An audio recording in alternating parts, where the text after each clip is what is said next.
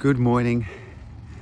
Yes, it is morning where I am, so I say good morning because I just got up and I am going to be talking today about the significance of embodied language.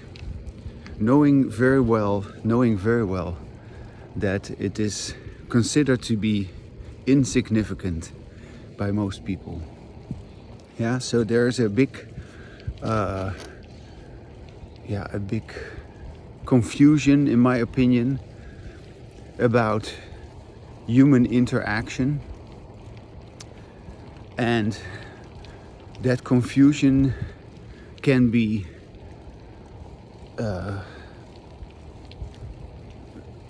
brought down, can be simplified to just one issue.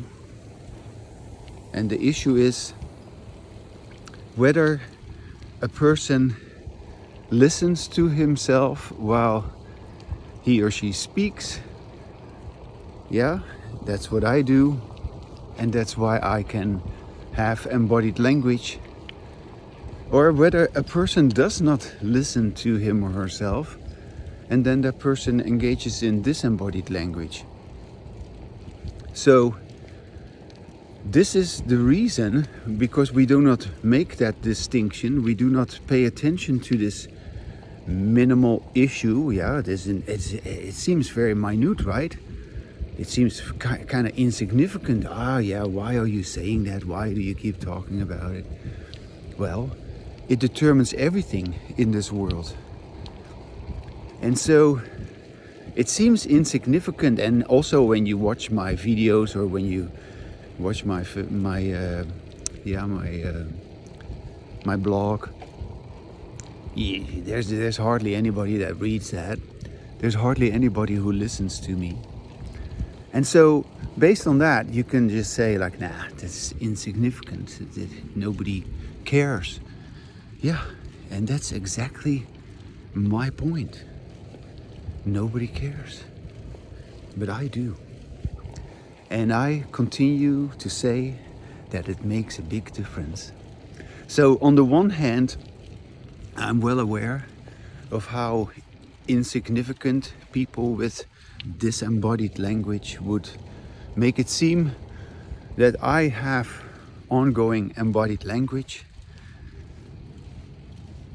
But on the other hand, I know from my own experience, from my own life experience, when I talk about my life experience, I talk not in a way to create some sort of phony sense of intimacy with some imaginary audience.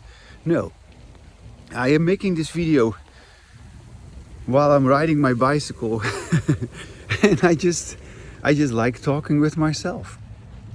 And I feel good about this because it has brought only good things to me. It has benefited me tremendously that I have began to pay attention to this issue of listening to myself. And so my life is based on embodied language. This, what you hear, is embodied language. And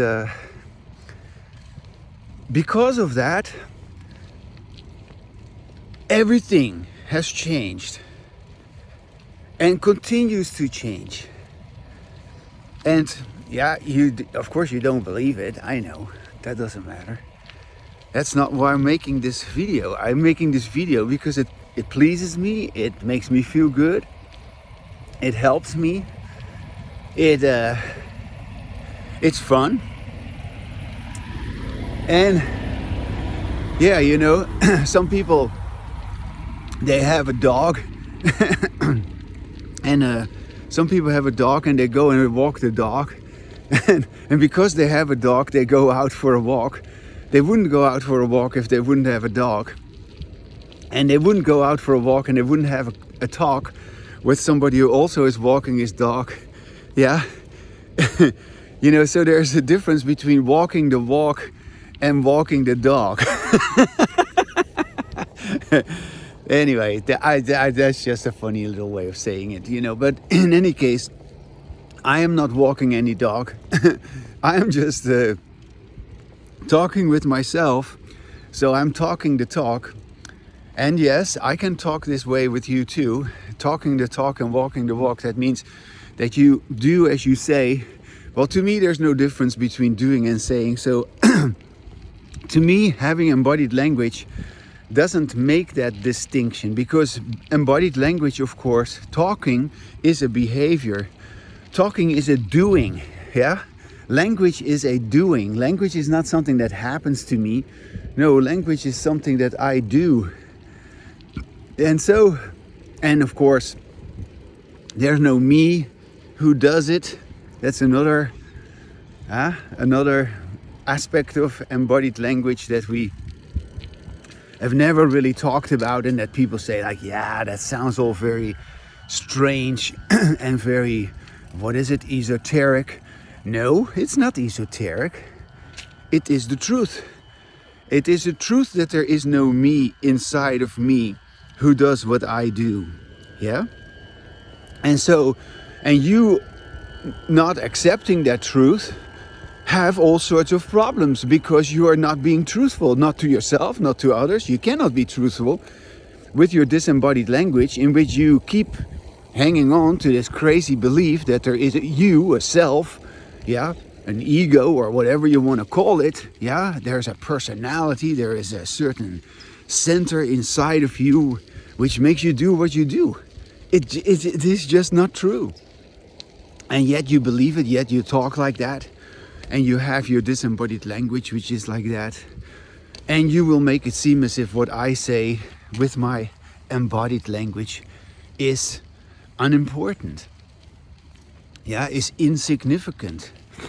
And I say, not to you, but to myself, because as far as I'm concerned, I don't care about you. I know that you don't care about me, and I don't care about you. It goes both ways. Yeah? So, I care about myself, and since I care about myself, and I care about people who care about themselves, I speak about my own significance. I speak about the importance of what this is. And I can let you know, yeah, with all happiness and with all truthfulness and with all creativity, if you want to call it, or enjoyment, with all beauty, that this is wonderful to have embodied language, to listen to yourself and to realize that everything you say is true all the time. Everything is new all the time. And you keep renewing yourself with your language because you listen to yourself. That's what happens when you have embodied language. I feel always alive. I feel always happy. I feel always energized. And yeah, of course, just like everybody else, I also get tired of standing when I work, or something like that. There's, of course, that's normal. But I never get tired of this. I never get tired of, exploring what this is, going further with this, discovering more with this. And so this has tremendously enriched my life, and the disembodied language that is going on everywhere. Yeah, I've had it. I know what it's like. I know what it can do. I've left it behind because it doesn't do anything for me. It is just not my way of life. And I know it is going on everywhere. And I know other people, they assume as if that's what it's all about. As if that is the only thing that is having significance. But I say calmly and certainly and repeatedly and also victoriously that it doesn't matter to me, because to me this is the only significance. And yeah, I feel fortunate, I feel grateful, and here the sun is about to rise over the hills again. It's another beautiful day, and I go this same route almost every morning, and I meet these two old ladies here who are always walking by. They always greet me so nicely. Good morning. Hi. Yeah. It's so nice to. Certain regulars are kind people. It's funny, you know, how also in the work that I do, I don't get to have elaborate conversations with people because I'm demonstrating mostly food items in a big superstore, and when I do that, yeah, you know, people just take the sample, or they maybe say one or two things, but then they go again. But you exchange a lot of connections with people, because most people, they are happy to say hello to you if you are friendly. Most people are happy to get a free snack. Yeah, most people are yeah, pretty courteous. And it's amazing how that energy that you can exchange with so many different people on a day like that. Yeah, on any day, I have no, I don't know. On any day I meet at least something like 300 or 400 people, I guess. That come and taste my product. I never counted them, but and then they buy something or not, doesn't matter. Yeah, if they want it, they take it. And but what I'm talking about is this positive exchange that can happen, even though it is just something that happens, maybe not with a lot of words. Yeah, there's not a lot of conversation. It's just an energy phenomenon. You feel positive towards each other. They feel that you are positive, and they respond positively. And I am really liking this job so much, because that is actually something that, yeah, that is very pleasant. And that I get to have that. And I get to have that very often, and I get very good feedback in the sense that people like me, and people like the fact that I work there and I'm doing a good job. I know it's all very simple, but I feel very rewarded by that job. I make some money. But as I was saying, it seems insignificant, right? That people have these brief encounters in which they momentarily have a positive exchange. Good morning. And it's just one instance, basically. And yet, I say, with my embodied language, for me, it continues. It continues from one customer to the next. It continues for me from one moment to the next. And yes, I have embodied language to let it continue. There's of course also people who do not respond so positively, who are annoyed or who are hurried or stressed or who are frustrated. There's all this. But that's nothing that I am busy with or that I care about. I care about these positive exchanges, and I care and I continue with that. But how am I able to do that? Because I can see that other people who do the same work as I do, I can tell that although they may in some sense experience a similar phenomenon as I do, they are much more affected by by the fact that it is all a very big effort for them to do this work than I am. And of course, for me, it's also an effort, I mean, don't get me wrong, I mean, it's work. And you talk the whole day and you repeat the same lines. It really fits with my personality. Look at that. But in any case, I like it, and the people like it, and I'm good at it. And but what I'm trying to say in this video is like,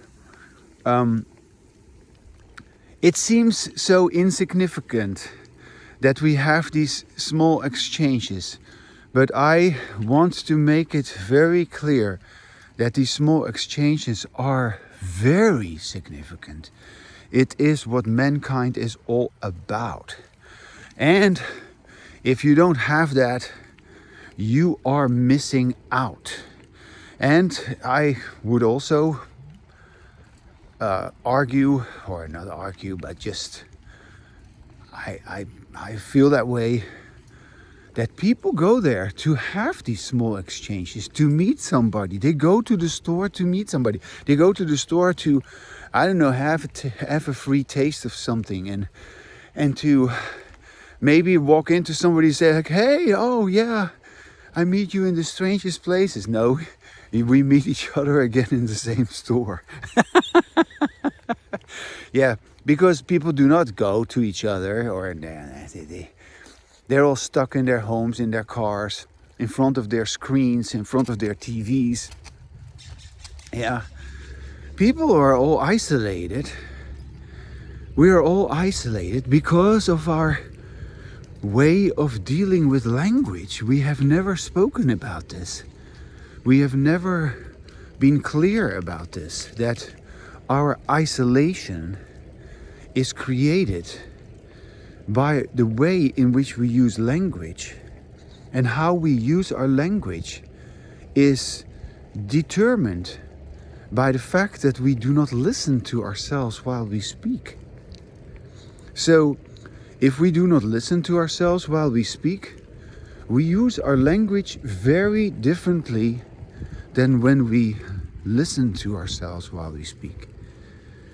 And I don't feel isolated. I don't feel lonely. I feel connected.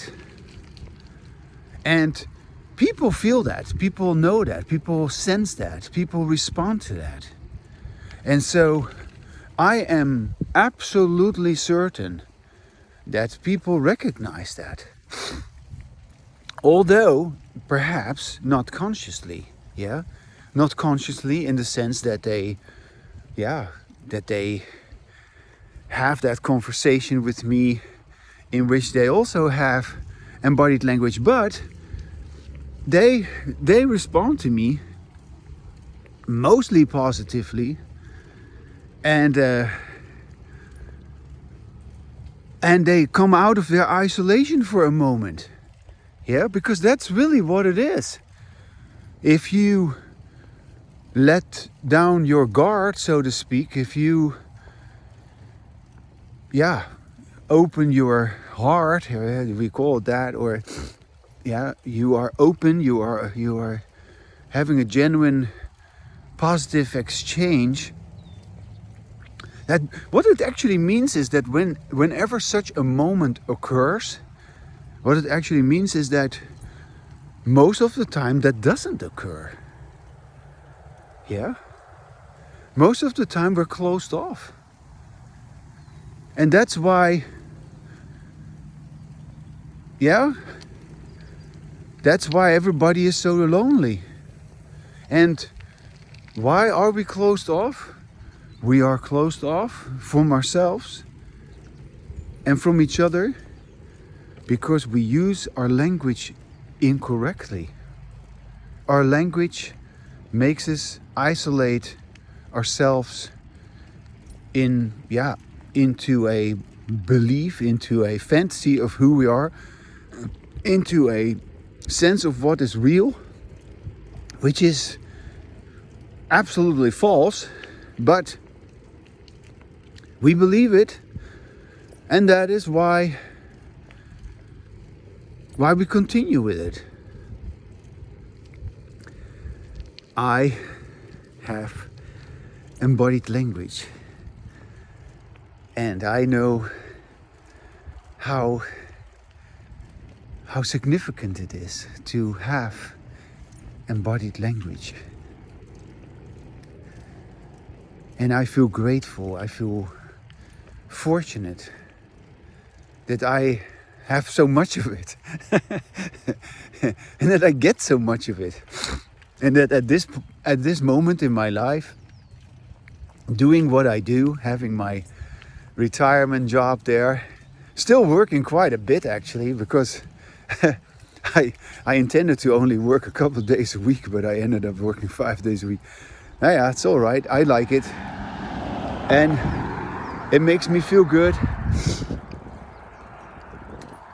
It makes everything work really well.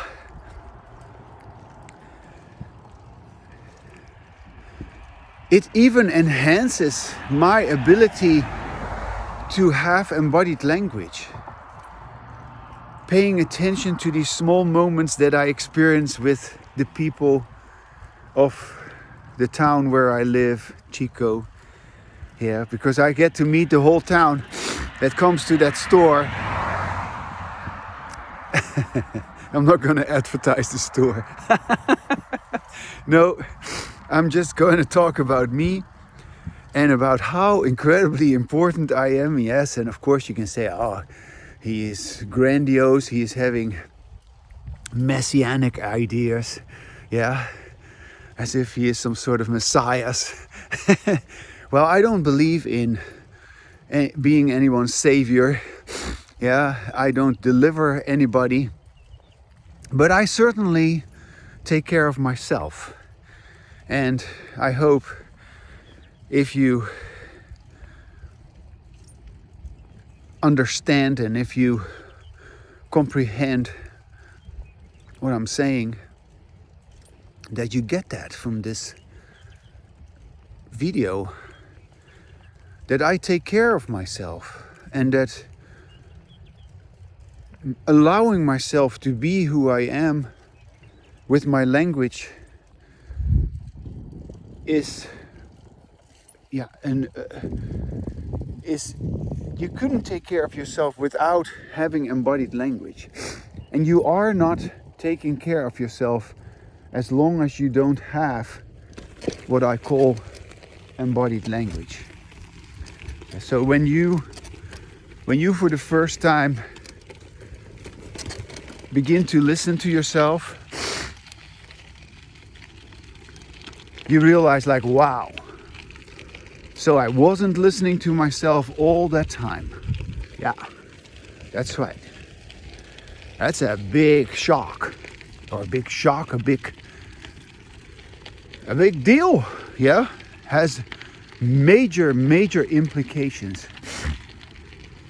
And so yeah, I don't need to brag about what I do. I have embodied language. And I am the happy person that I am. The satisfied person that I am, because that's another aspect of having embodied language. It will make you satisfied. And yeah, people may have anxieties, they may have fears, they may have stress, they may have frustrations, they may have disappointments. And of course I know about all that because I've had all of that. But that's not what this is about. And the strange thing is, all these issues that were the reason why you were disappointed, or why you were frustrated, or why you were upset and stressed and anxious and worried, all that, it just disappears like as if it was nothing, because all of a sudden, just because you talk with yourself like I do, like right now, just because you hear yourself, as I have been doing since my early 20s, good morning. Just because you have embodied language, you feel satisfied. Something settles. Something comes together. It is amazing how this simple process, this rather insignificant process of talking with yourself and listening to yourself, and having embodied language all alone, all by yourself, taking the time for it, and giving yourself permission to have it, and going back to it again, because you will lose it again, but you go back to it again because you can, and you want to, and you know it is important. That simple phenomenon, but people with disembodied language, everybody, I know, everybody with disembodied language considers what I say as insignificant. I know. But I don't. I experience the significance of it. And why is it so significant? Here, I'll stop my bicycle for a second, because it is important to make a little stop here for that. It is so significant because it makes me happy. It makes me satisfied. And my satisfaction is so wonderful. And it is reaching beyond everything I could even imagine. I'm satisfied with who I am. I'm satisfied with my relationship. I'm satisfied with what I have achieved. I'm satisfied with what I have accomplished. I have what I've endured. Let me put it this way, because I've overcome a lot of stuff. I'm so satisfied. And I know, from going back to where I have been and how it was, because I was also, just like everybody else, always involved in disembodied language. I know how dissatisfied I have been, and how troubled I felt, and how also anxious and stressed and frustrated I felt. And I just don't feel that way anymore. Now, is that significant enough for you? It doesn't depend on you whether you approve of me. It doesn't matter that you do not acknowledge what this is. Hi there. I acknowledge it, and so are. No, not. I cannot. At this moment, I cannot talk about more than just one person. So is one other person who regularly talks with me about this. Yeah. And I leave my wife out of it at this moment, I know. She, of course, is talking with me about this, but in a different way than I talk about it with the person who wants to know about this.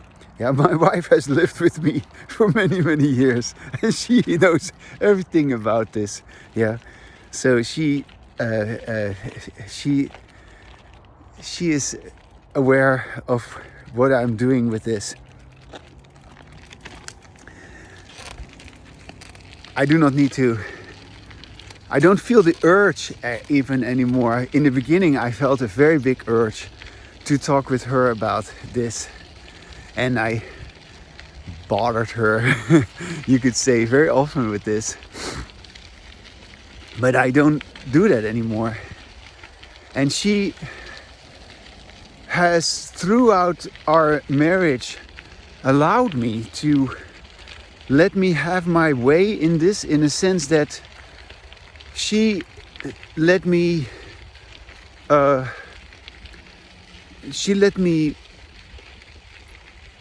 be busy with this in the way that I wanted to be busy with it. And that meant that, yeah, her and I, we've had, of course, our conversations about this, and occasionally we still do, you know, don't get me wrong. But for the most part,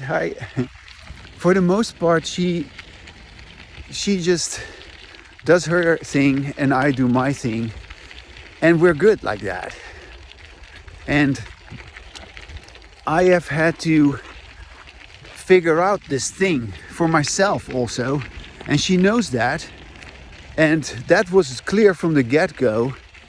And you know what is so very, very interesting about this is that because of our marriage, because of our problems that we've had with each other, yeah, because we were once a young couple and we had to figure it out, how to get along and how to work it out.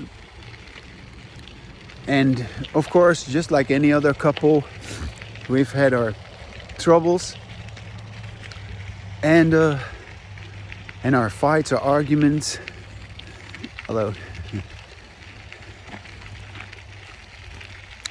And what is so marvelous about this is that because of our marriage, which at some point was at a critical period where we could have left each other, where we could have split apart, and it seemed like that was going to happen. I was actually already moving out. I had already, at that time, we owned a house, and and I'd already moved out, even though we owned that house together.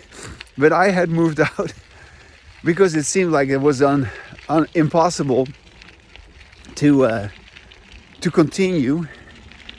But somehow I went back to her, and yeah.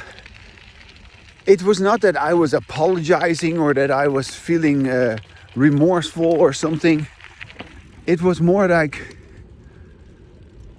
I wanted to make sure. I wanted to make sure that we would make the arrangements that we needed to make you know, to split things evenly, so to say. I had no idea how we were going to do that because she is so stubborn and she's so I don't know. Not that I felt like she wasn't going to give it to me or so, but there was going to be a big problem with that. How to figure that one out, in addition to the trouble that we were having at the time. But in any case, she was kind of surprised that I came back for for these pragmatic reasons. Because I said to her, I said, yeah, I'm just not going to give up the house here to you, you know. and so I was sleeping in another room, and she was in this other room. And she was actually sleeping in the bed that we slept in together, and I was sleeping in another room, in another bed. And then in the middle of the night, I kind of felt that hello. I kind of felt like I was wondering how she was doing, but she was also awake, and she was also wondering how I was doing, and we kind of both felt, you could say. Like, can we not work it out or so? Are we really going to do this? And then we finally I believe I said, are you awake? Yeah, I'm also awake. And anyway, we started talking again. And then I asked her if it was okay if I came over, and then she said, yeah, it's okay. And then I came over, and then I touched her. I was sitting at the edge of the bed, but I touched her lightly, kindly, and I suddenly felt like there was a sort of electricity going through my body or something like that. I don't know. It was exactly some sort of a magical moment, and we suddenly felt such love for each other, and then we hugged and we kissed and we cried and we said like, no, we're going to stay together. and we have been good with each other ever since. And that was really amazing. And so you could say, and that was another seminal moment in my life where our relationship actually, we decided in our marriage that we did not want to create a family. We just wanted to be together. And I knew already from the get-go, when I first met my wife, that I wasn't going to be a family man, you know, and I felt kind of bad initially towards her, or that I said to her, I said, well, if you want to be with a man who is gonna create a family, I'm just not that guy, you know. I just don't feel up to it. There's just too much going on for me, and at that time I felt also, you know, when we met, I was still feeling pretty troubled about myself and about my life. I just felt so, I don't know. There's just so much to be upset about. But somehow she wanted to be with me, and in spite of me being honest about that and saying this to her, and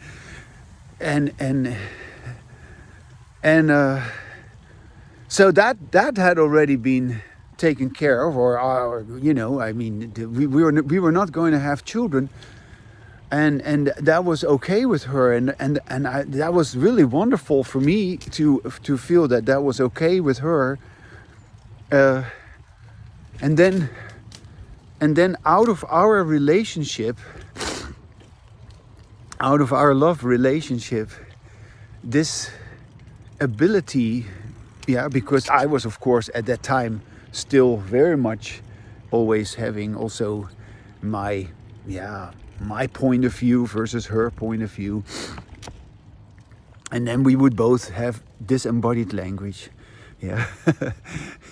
but since I took from this experience the need for me to listen to myself, to come to my senses about how important she was for me. She is for me, to this very day.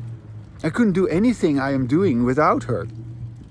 I'm doing everything that I'm doing because of her, in a sense. And I don't regret that a bit. I feel completely at ease with that.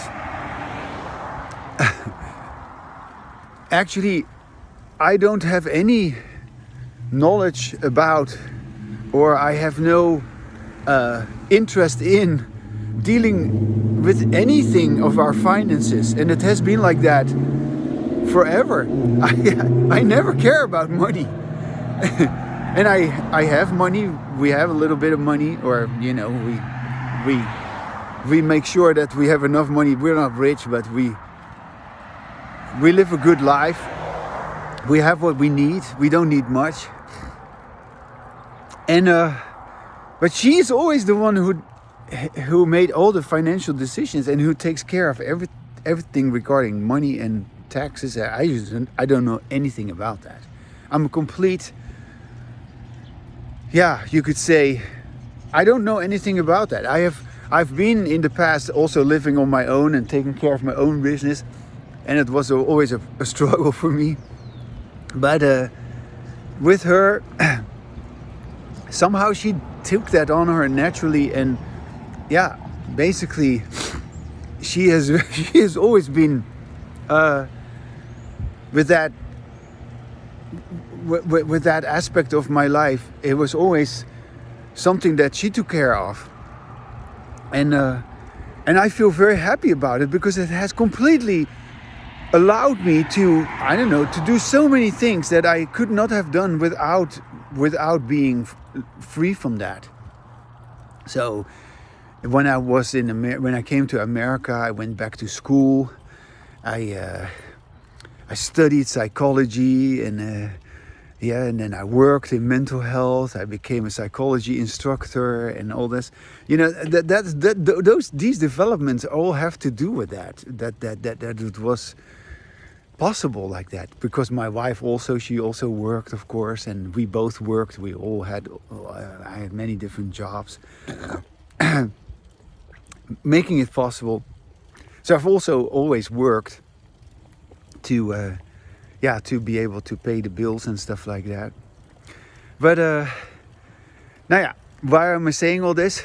The significance of embodied language is that it is, you could say, something that was born out of our relationship, because it is really our very essence that we are together in freedom, and that the communication that we have with each other is not one in which she is oppressing me or in which I am oppressing her. No, we are a loving couple, and we get along. We are not having these fights anymore, and we are happy to be together, and our lives we are both actually very satisfied people. We're both very happy people, and and this whole issue of embodied language, which I have thoroughly explored, both by giving all these seminars and by giving workshops, by giving lectures, by giving sessions with people, and then by teaching, and then by studying psychology. I studied all these years of psychology, studied behaviorism, read all these books, studied. So I got all this evidence that I have brought into this. It is just amazing how life has provided for me everything that I need to tell you about the enormous significance of this. I can tell you, for instance, about neurobiology, about a theory that deals with your autonomic nervous system, polyvagal theory. I can talk to you about that. I can talk with you about, psychoanalysis, about intersubjectivity, I can talk to you about that. I can talk with you about evolutionary psychology, how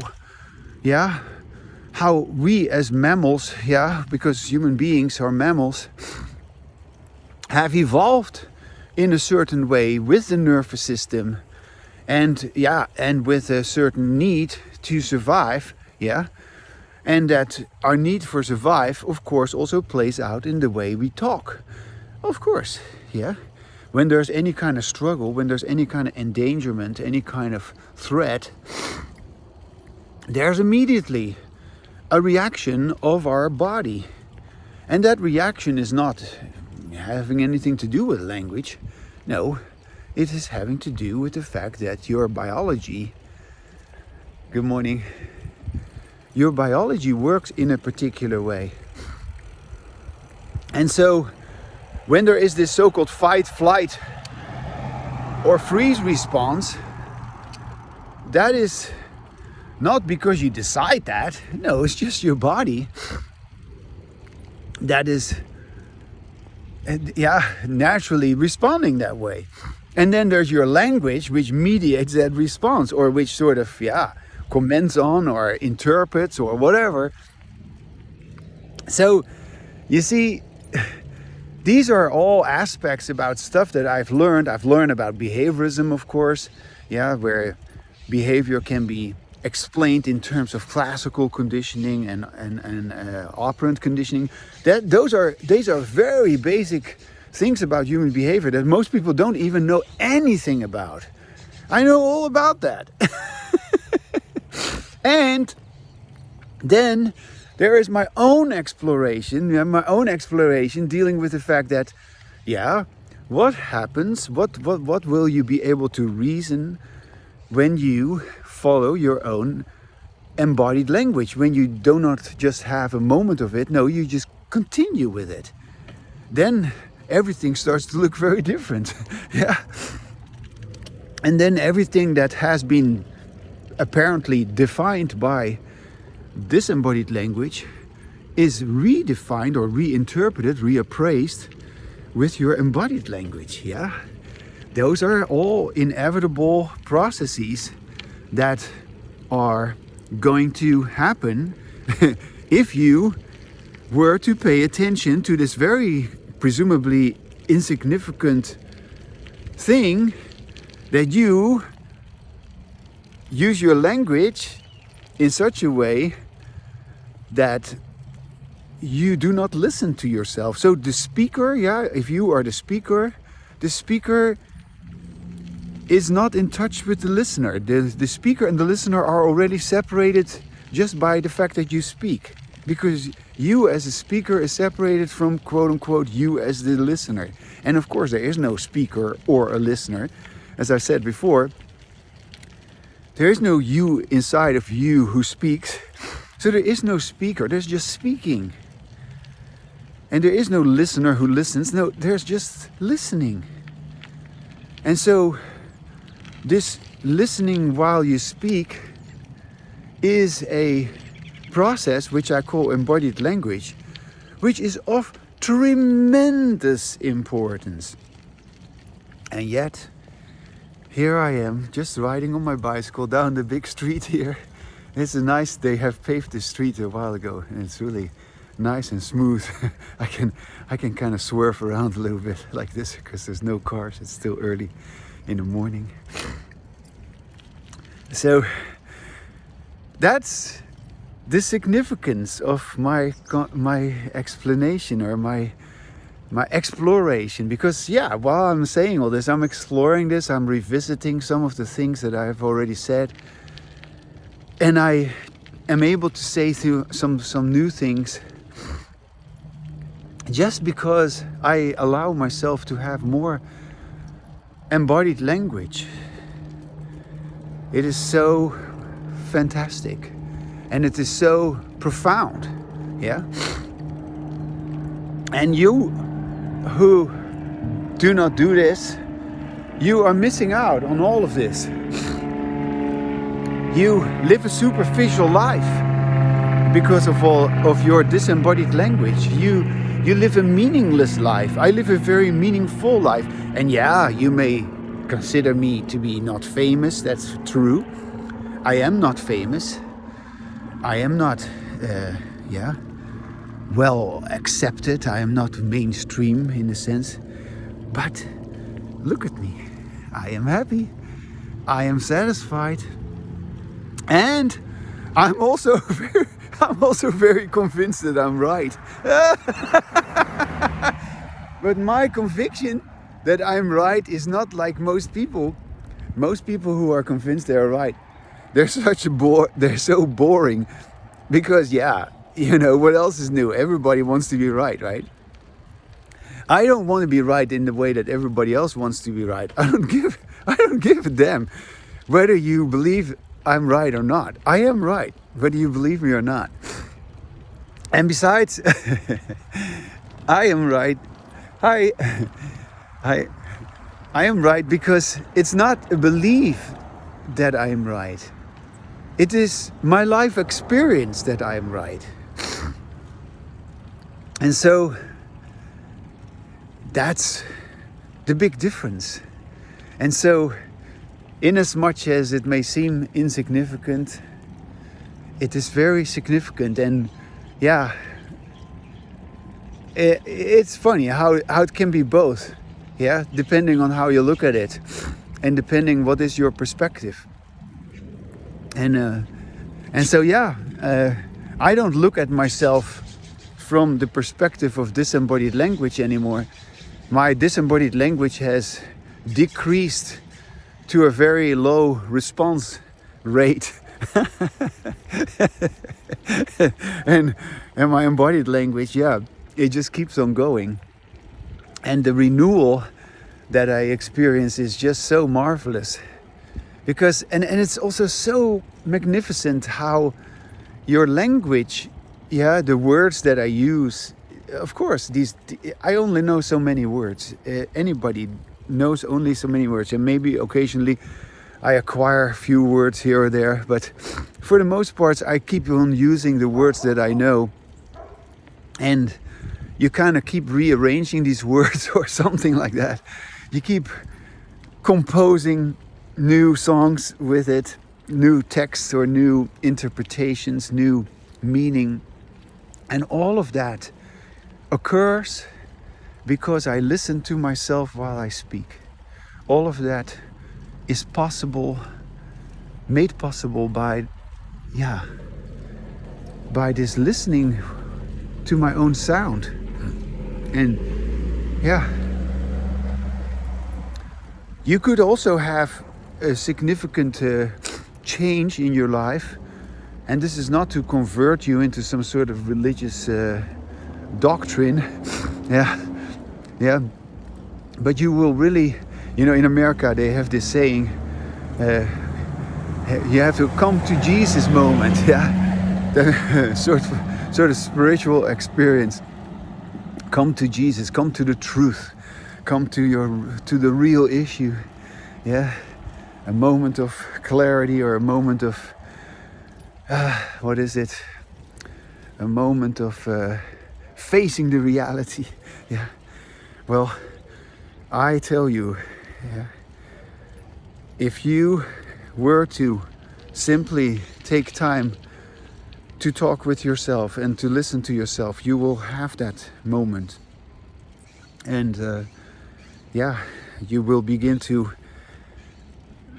talk with yourself more often, probably, if you allow yourself to have that enjoyment, that satisfaction that comes from hearing your own sound and from saying what you're able to say when you feel good about yourself. And then then, like that one person who is willing to do this, you will get in touch with me and then we will have Skype conversation. Now, how about that? Okay, this is a beautiful end. Let me just say one last thing to end this video. I really hope you do that, because of course, even though you probably don't see yourself capable of doing this, everybody's capable of doing this. And you should not feel hesitant to talk with me.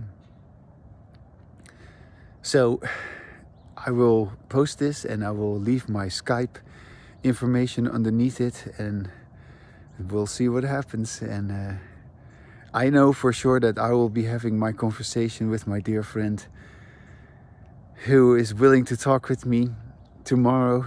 And I look forward to that conversation. All right.